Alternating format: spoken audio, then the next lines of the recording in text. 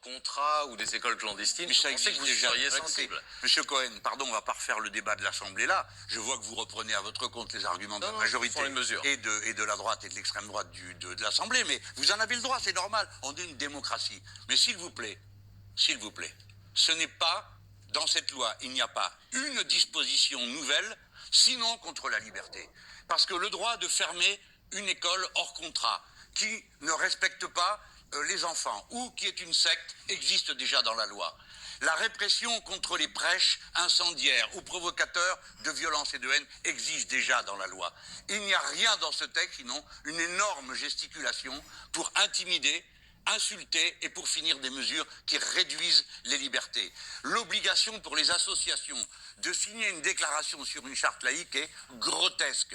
Tout le monde dans ce pays est obligé d'appliquer la loi.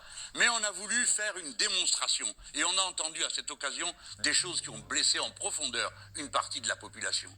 Savez-vous, malgré tout, ne l'oubliez jamais, dans les années 50, 90% des Français se disaient catholiques.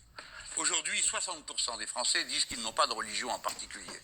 C'est donc à l'homme politique, à la femme politique, de faire ce qu'il faut pour qu'on arrive à vivre ensemble en discernant toujours, avec le plus grand soin, le violent, l'assassin, le meurtrier, celui qui appelle à la haine, et la masse des braves gens qui n'a rien à voir avec. Patrick, une dernière question. Qu'il faut que vous, évidemment, que vous dénoncez. Est-ce que la laïcité qui nous donne le droit absolu d'aimer une religion nous donne aussi le droit de la détester, pourvu qu'on ne rejette pas les personnes qui la pratiquent? Ça va de soi.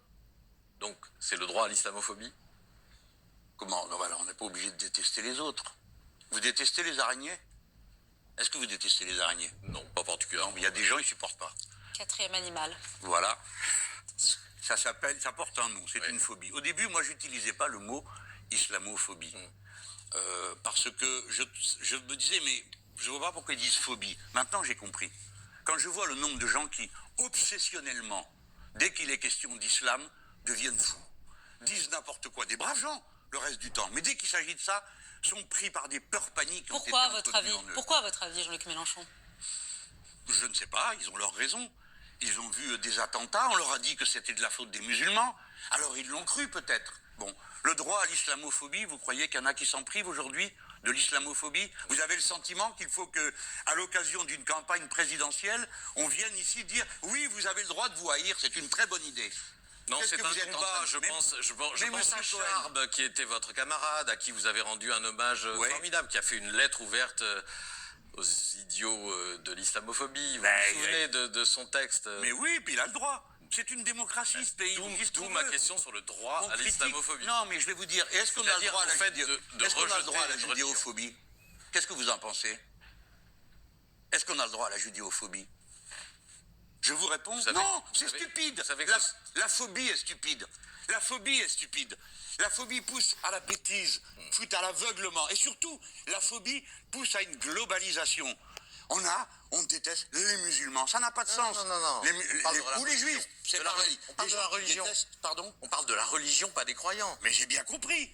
Mais je vous dis que la religion, tout le monde critique les religions, mais quand on dit l'islamophobie, non, monsieur Cohen, ne racontez pas d'histoire. C'est pas en général. Le type qui est venu, l'ancien candidat du Rassemblement national, avec un fusil pour tirer à la sortie d'une mosquée sur deux pépés qui